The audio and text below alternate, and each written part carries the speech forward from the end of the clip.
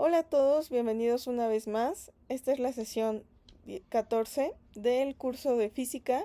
Soy la profesora Jessica García y hoy les hablaré sobre dos temas fundamentales en la ciencia: los modelos atómicos y los estados de la materia. A lo largo de la historia, los científicos han tratado de entender cómo está compuesta la materia, lo que ha llevado al desarrollo de distintos modelos atómicos. Además, la materia en sí misma se presenta en diferentes estados, que cambian dependiendo de la energía que reciben. Espero esta presentación les ayude a comprender mejor estos conceptos. Comencemos.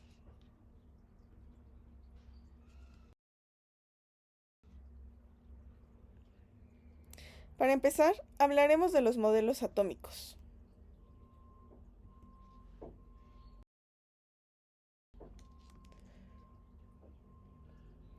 Un modelo atómico es una representación teórica de cómo creemos que es un átomo. A lo largo de la historia, nuestra comprensión del átomo ha cambiado gracias a los nuevos experimentos y descubrimientos. Los primeros modelos lo consideraban una esfera indivisible, pero con el tiempo se descubrió que tiene una estructura más compleja con partículas subatómicas como protones, neutrones y electrones. Hoy en día, el modelo más aceptado es el mecánico cuántico, pero para llegar hasta ahí hubo una evolución de ideas. Vamos a conocer estos modelos uno por uno.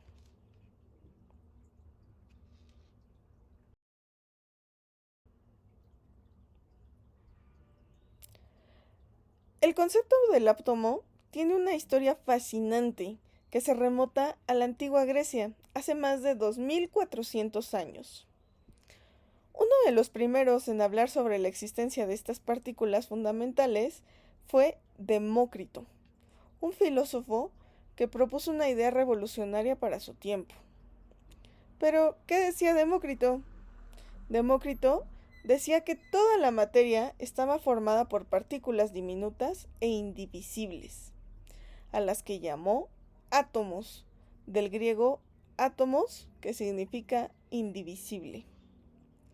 Según su teoría, estas partículas eran eternas, inmutables y se movían en el espacio, combinándose de distintas maneras para formar todas las cosas que vemos a nuestro alrededor. Pero, ¿por qué no fue su idea aceptada en su momento? Bueno, aunque el concepto de los átomos era intuitivo, había un problema: no tenía pruebas experimentales. En aquella época, la ciencia no se basaba en experimentación y medición como hoy, sino en la lógica y el razonamiento filosófico. Filósofos más influyentes, como Aristóteles, rechazaron la idea de Demócrito, argumentando que la materia era continua y no estaba compuesta por partículas invisibles. Como Aristóteles tenía un gran prestigio, su visión prevaleció durante más de 2000 años, y la idea de los átomos quedó en el olvido.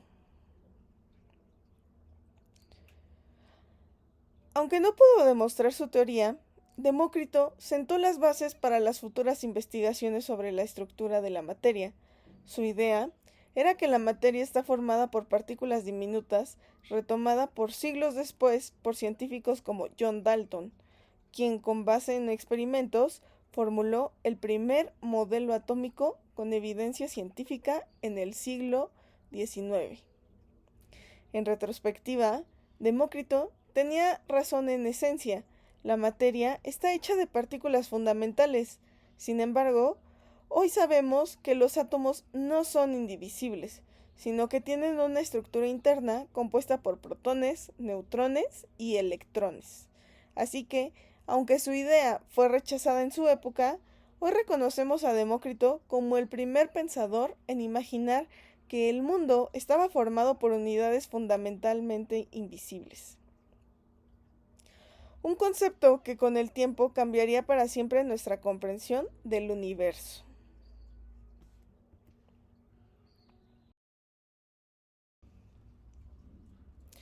El siguiente gran paso en la comprensión del átomo ocurrió en 1803 con el científico John Dalton. a diferencia de Demócrito, que solo había propuesto la existencia de los átomos de manera filosófica. Dalton formuló una teoría científica basada en observaciones y en experimentos. Pero, ¿en qué consistía su modelo? Dalton propuso que los átomos son partículas indivisibles y sólidas, como pequeñas esferas. Número 2.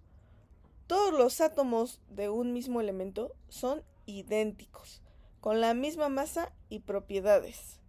Número 3. Los compuestos se forman cuando los átomos de diferentes elementos se combinan en proporciones fijas y definidas. Número 4. Las reacciones químicas no crean ni destruyen átomos, solo los reorganizan.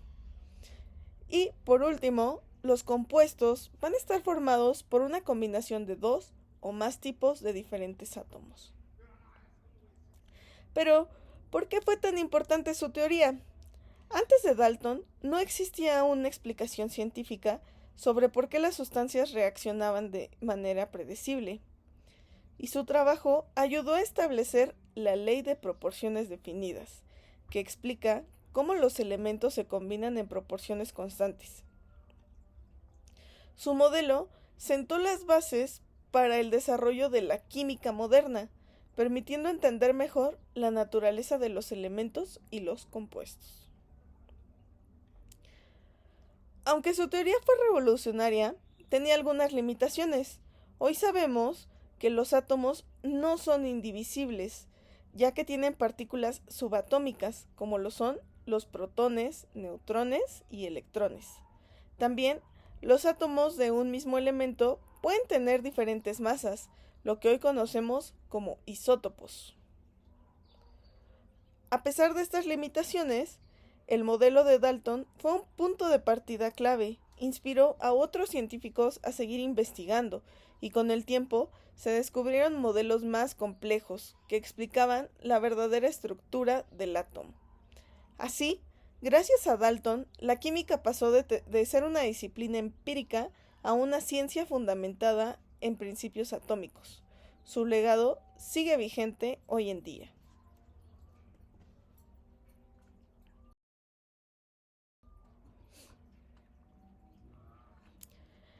En 1897, el científico británico J. J. Thomson realizó un descubrimiento que cambió para siempre nuestra comprensión del átomo. Encontró la primera partícula subatómica, que sería el electrón. ¿Cómo fue que lo descubrió?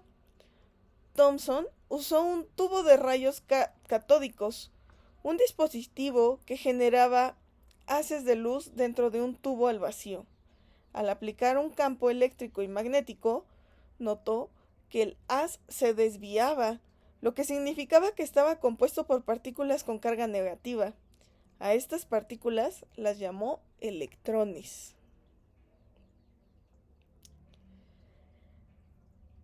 Tras este descubrimiento, Thomson propuso un nuevo modelo atómico. Según él, el átomo no era una esfera sólida e indivisible como decía Dalton, sino que tenía cargas negativas, que son los electrones, incrustadas dentro de una masa de carga positiva, como pasas dentro de un budín o panqué. De aquí surge la teoría del budín de pasas. ¿Pero qué aportó este modelo? Bueno, él explicó la existencia de las partículas con carga negativa dentro del átomo, algo que no se conocía antes. También fue el primer modelo que sugirió que el átomo tenía una estructura interna y no era una simple esfera indivisible. Thomson también marcó el inicio de la física de partículas, abriendo el camino para el estudio de las cargas y fuerzas dentro del átomo. Aunque revolucionario, el modelo de Thomson tenía problemas. El primero era que no explicaba cómo estaban organizadas las cargas dentro del átomo. Tampoco consideraba la existencia de un núcleo, algo que se descubriría después. A pesar de esto, el modelo de Thomson fue un gran avance en la teoría atómica. Más tarde, su alumno Ernest Rutherford demostraría que el átomo tenía un núcleo central, lo que llevó a la creación de un modelo aún más preciso. Así que, aunque hoy sabemos que el átomo no se parece a un budín de pasas, el trabajo de Thomson fue clave para entender que la materia no era indivisible y que tiene una estructura mucho más compleja.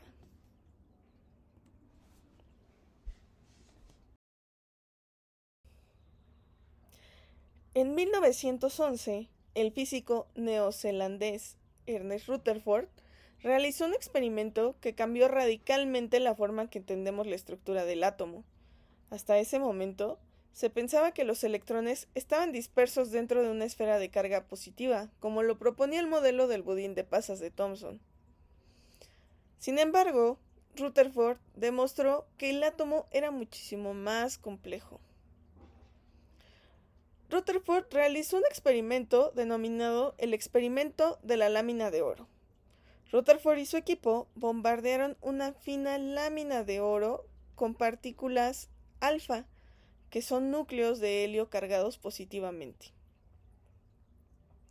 Según el modelo de Thomson, se esperaba que estas partículas atravesaran la lámina sin desviarse, pero algo sorprendente ocurrió. La mayoría de las partículas pasaron sin problema, lo que sugería que el átomo tenía mucho espacio vacío. Algunas partículas se desviaron, indicando que había una fuerza repeliéndolas. Unas pocas rebotaron en ángulos extremos, lo que significaba que habían chocado contra algo denso y con una carga positiva. A partir de estos resultados, Rutherford propuso un nuevo modelo atómico.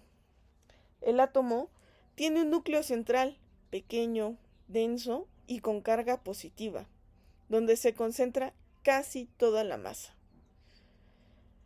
Los electrones giran alrededor del núcleo, en un espacio mayoritariamente vacío. La repulsión entre las cargas positivas del núcleo y las partículas alfa explica las desviaciones observadas en el experimento. Y se preguntarán, ¿qué aportó este modelo? Pues este modelo fue el primero en introducir la idea de un núcleo atómico, que luego permitiría descubrir protones y neutrones. Explicó por qué la mayor parte del átomo es espacio vacío, permitiendo entender mejor sus propiedades.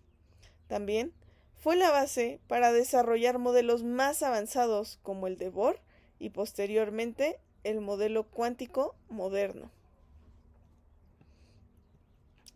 A pesar de esto, hubo algunas limitaciones dentro del modelo, como por ejemplo, que no explicaba cómo los electrones se organizaban alrededor del núcleo, ni por qué no caía en espiral hacia él debido a la atracción eléctrica. Tampoco predecía correctamente los espectros de emisión de los elementos. A pesar de estas limitaciones, el modelo de Rutherford fue revolucionario y marcó un antes y un después en la física atómica.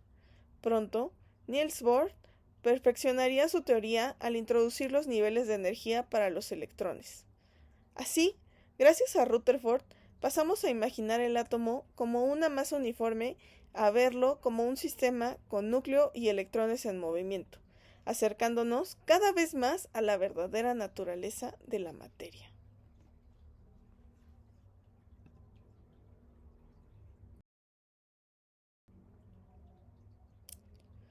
Para 1913, el físico danés Niels Bohr dio un paso crucial en la evolución del modelo atómico al corregir algunas limitaciones del modelo de Rutherford. Aunque Rutherford había demostrado que el átomo tenía un núcleo central con carga positiva y que los electrones giraban alrededor de él, su modelo tenía un problema. Según las leyes del electromagnetismo, los electrones en movimiento deberían perder energía y caer en espiral hacia el núcleo, lo que significaría que los átomos no podrían ser estables. Para solucionar esto, Bohr aplicó los principios de la física cuántica, especialmente los estudios de Max Planck, sobre la cuantización de la energía, y propuso que 1. Los electrones se mueven en órbitas o niveles de energía bien definidos alrededor del núcleo. Número 2. Cada órbita tiene una energía específica y los electrones no emiten energía mientras permanecen en una de ellas. El tercero sería que los electrones pueden saltar de un nivel a otro al absorber o emitir energía en forma de fotones. Este fenómeno explica los espectros de emisión y absorción de los elementos. ¿Cuál sería entonces la importancia del modelo de Bohr? Él explicó por qué los átomos no son estables, ya que los electrones no pierden energía continuamente. También permitió entender los espectros de emisión de los elementos, especialmente el del hidrógeno. Fue el primer modelo en introducir conceptos de mecánica cuántica en la estructura atómica. Algunas de las limitaciones de este modelo es que solo explicaba con precisión el átomo del hidrógeno, pero fallaba al aplicarse a átomos más complejos. No tenía en cuenta el principio de incertidumbre de Heisenberg, que dice que no podemos conocer con exactitud las posiciones y velocidad de un electrón al mismo tiempo. Más adelante, la mecánica cuántica demostró que los electrones no siguen órbitas definidas, sino que se encuentran en regiones de probabilidad llamadas orbitales. Aunque su modelo fue reemplazado por el modelo mecánico cuántico, Bohr sentó las bases para comprender cómo se organiza la energía en los átomos. Su trabajo fue fundamental para la evolución de la física cuántica y sigue siendo una herramienta clave para explicar el comportamiento de los electrones en átomos y moléculas. Gracias a su teoría, hoy podemos entender fenómenos como la emisión de la luz en los fuegos artificiales, los láseres y hasta el funcionamiento de los átomos en la química y la tecnología moderna. Un gran avance en nuestra comprensión del universo a nivel microscópico.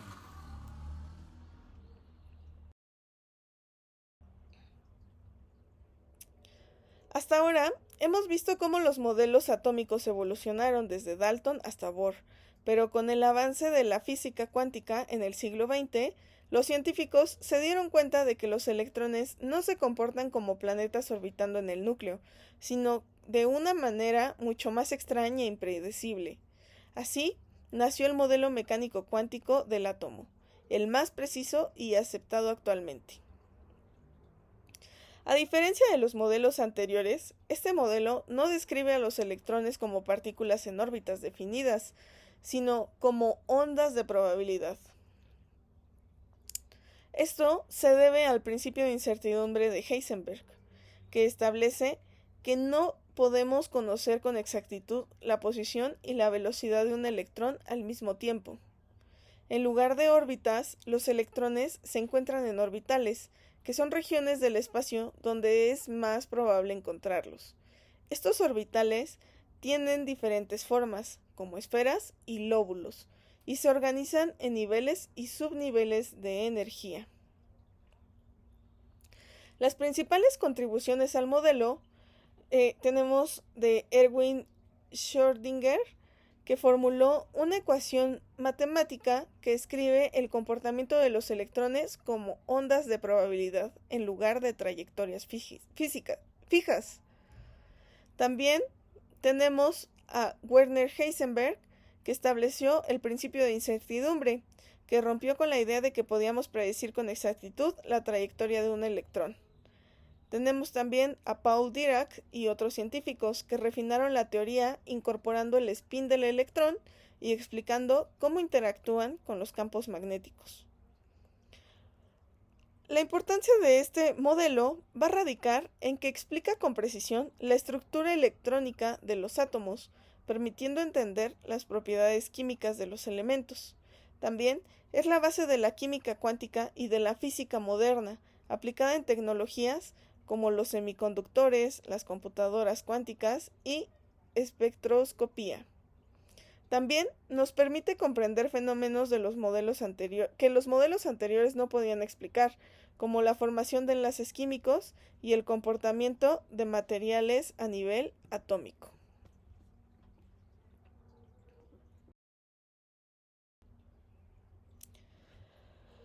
Ahora hablaremos de los estados de la materia.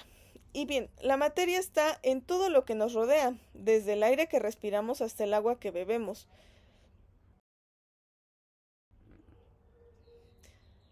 La materia es todo lo que tiene masa y ocupa un espacio en el universo, desde los objetos más pequeños hasta las galaxias más grandes.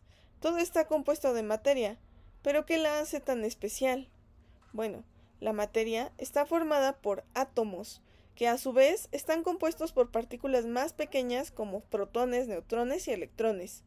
Dependiendo de cómo se organizan estos átomos y las fuerzas que actúan entre ellos, la materia puede presentarse en distintos estados y formar todo tipo de sustancias y objetos. Además, la materia no es algo estático, puede transformarse, combinarse y cambiar sus propiedades en procesos físicos y químicos. Por ejemplo, cuando el agua se congela o cuando un metal se oxida, estamos viendo cambios en la materia. En resumen, la materia es la base de todo lo que nos rodea, desde lo que vemos y tocamos hasta lo que respiramos.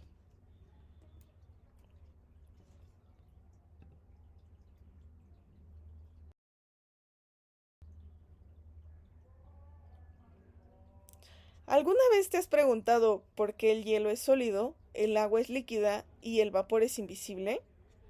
Todo esto tiene que ver con los estados de la materia. La materia es todo lo que nos rodea, pero no siempre tiene la misma forma o propiedades. Dependiendo de la temperatura y la presión, la materia puede cambiar de un estado a otro, transformándose sin perder su identidad. Hoy exploramos los 4 estados más comunes de la materia: sólido, líquido, gas y plasma. Cada uno tiene sus características únicas y se encuentra en muchos aspectos de nuestra vida cotidiana.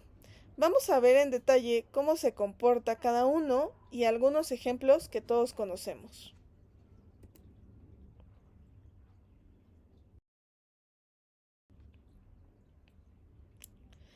Empezaremos con el estado sólido.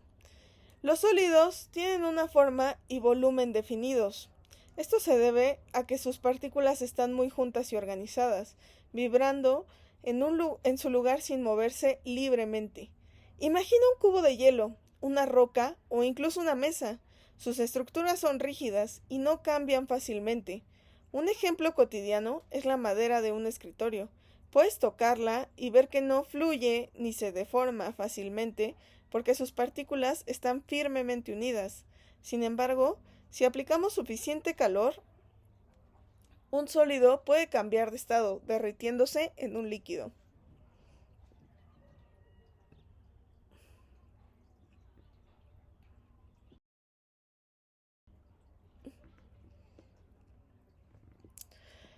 Los líquidos no tienen una forma fija, pero sí un volumen definido. Sus partículas están más separadas que los sólidos y pueden moverse libremente, lo que les permite fluir y adaptarse al recipiente que los contiene.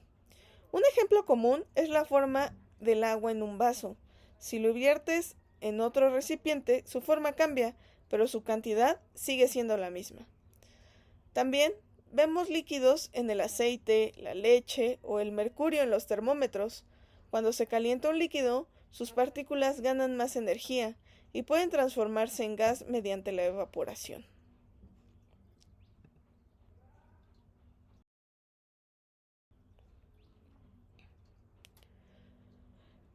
Los gases no tienen forma ni volumen definidos. Sus partículas están muy separadas y se mueven a gran velocidad en todas direcciones, ocupando todo el espacio disponible.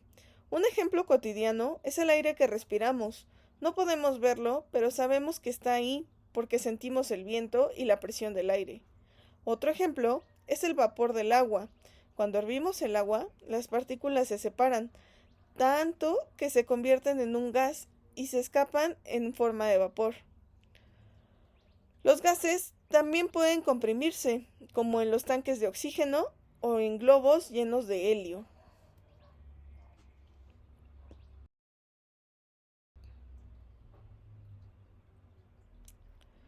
Los estados de la materia pueden cambiar a través de procesos físicos como la fusión, la evaporación y la condensación. La fusión es cuando un sólido se calienta hasta alcanzar su punto de fusión y se convierte en un líquido. Un ejemplo común es cuando el hielo se derrite y se convierte en agua. Esto ocurre porque el calor hace que las partículas del sólido se separen y empiecen a moverse con más libertad. Por otro lado, la solidificación ocurre cuando un líquido pierde energía térmica y se convierte en un sólido. Es lo que pasa cuando ponemos agua en el congelador y se convierte en hielo. Aquí las partículas pierden movimiento y se organizan en una estructura más rígida. Estos cambios de estado son procesos físicos, lo que significa que la composición química de la sustancia no cambia, lo que cambia es la disposición y la energía de las partículas. Estos procesos son claves para muchas aplicaciones, desde la fabricación de metales hasta la conservación de alimentos. La vaporización ocurre cuando un líquido se transforma en gas.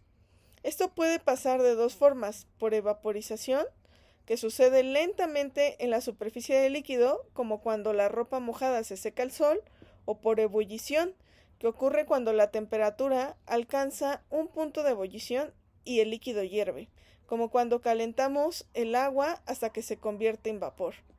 Por otro lado, está la condensación, que es el proceso inverso.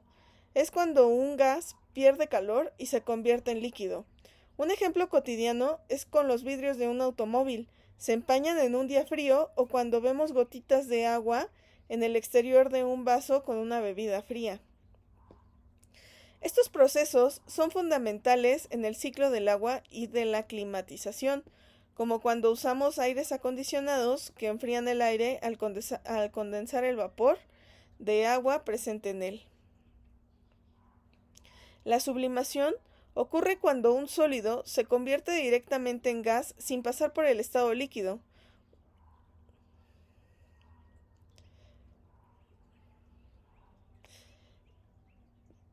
Y por último tenemos la deposición, que es el proceso contrario, un gas que pasa directamente a un estado sólido sin convertirse en líquido. Un ejemplo claro de esto es la formación de escarcha en las ventanas en días fríos.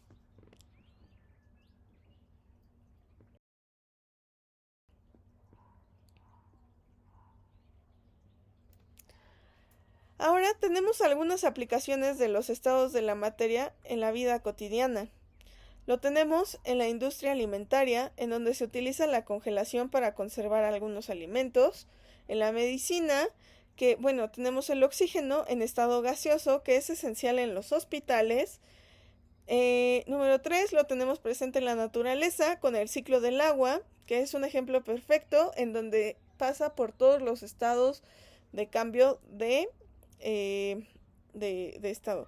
Y por último, en la industria tecnológica, que se usan gases como el helio para enfriar equipos científicos y superconductores.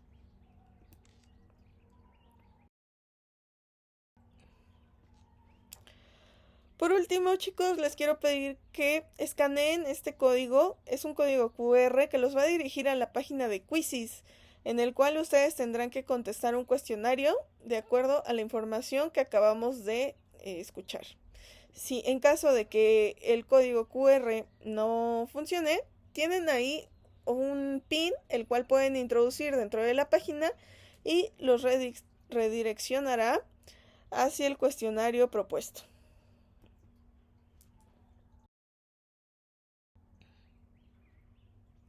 Hemos llegado al fin de nuestra presentación, así que hagamos un repaso de lo aprendido.